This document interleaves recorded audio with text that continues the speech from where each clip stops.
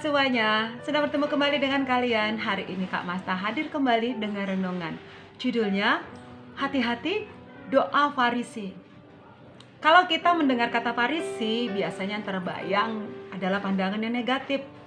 Dalam Alkitab, orang Farisi digambarkan sebagai kelompok yang paling sering bertentangan dengan Tuhan Yesus. Orang Farisi jugalah yang paling sering dikecam oleh Tuhan Yesus. Namun sebenarnya tidak dalam segala hal orang Farisi seburuk yang kita bayangkan. Tuhan Yesus menjunjung tinggi sikap keagamaan orang Farisi. Dia berkata, jika hidup keagamaanmu tidak lebih benar daripada hidup keagamaan ahli-ahli Taurat dan orang-orang Farisi, sesungguhnya kamu tidak akan masuk ke dalam kerajaan sorga. Matius 5 ayat 20. Di samping itu, Alkitab pun mencatat beberapa hal positif tentang orang Farisi. Beberapa tokoh yang baik seperti Nikodemus, Gamaliel, dan Paulus adalah tokoh Farisi. Yesus sendiri dibesarkan di kalangan Farisi. Dan cara berpakaian Yesus pun memakai jubah yang berjumbai seperti orang Farisi. Siapa sebenarnya orang Farisi?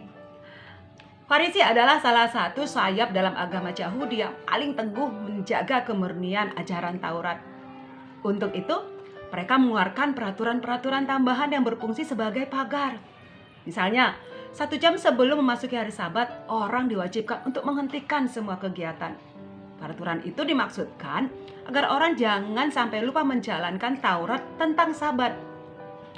Peraturan itu memberatkan banyak orang, tetapi orang Farisi sendiri tidak menjalankannya. Sebab mereka beranggapan bahwa mereka tidak lalai dalam menjalankan hukum Taurat. Disinilah letak persoalannya. Orang Farisi merasa diri lebih benar dari orang lain. Kesalahan orang lain disoroti, tetapi kesalahan sendiri tidak disadari. Mereka mengajarkan rupa-rupa yang baik, namun mereka sendiri tidak melakukannya. Sebab itu Tuhan Yesus berkata, turutilah dan lakukanlah segala sesuatu yang mereka ajarkan kepadamu, tetapi janganlah kamu turuti perbuatan-perbuatannya. Matius 3 ayat 3. Rasa diri lebih benar itu seringkali dikecam oleh Tuhan Yesus. Berkali-kali dia mengingatkan para murid-muridnya supaya berhati-hati terhadap pengaruh buruk orang Farisi. Berkali-kali pula dia menghardik orang Farisi. Celakalah kamu, nyamuk kamu tapiskan dari minumanmu, tetapi unta yang di dalamnya kamu telan. Matius 3 ayat 24. Sikap dan rasa benar orang Farisi dan dibeberkan Tuhan Yesus dalam bentuk perumpamaan tentang orang Farisi yang berdoa. Tertulis di Lukas 18 ayat 9 sampai 14. Orang Farisi itu berdoa, "Ya Allah, aku mengucap syukur kepadamu karena aku tidak seperti orang lain. Aku tidak mencuri, tidak kejam dan tidak berzina. Aku berpuasa dan memberikan perpuluhan." Bukan kebetulan bahwa Tuhan Yesus menggambarkan sikap rasa diri lebih benar itu dalam hubungan dengan doa. Sebab dalam hal doa, orang mudah terjebak ke dalam sikap merasa diri lebih benar dan lebih rohani. Ada kemungkinan kita pun bersikap seperti orang Farisi adik-adik.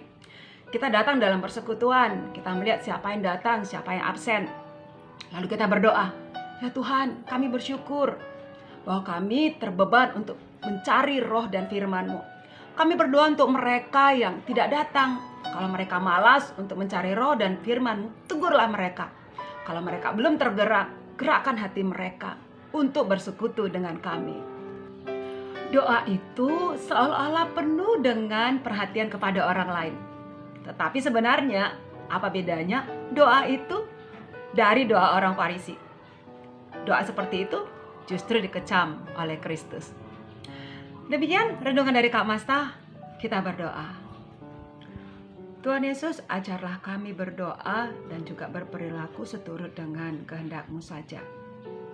Amin. Tuhan Yesus berkati. Shalom.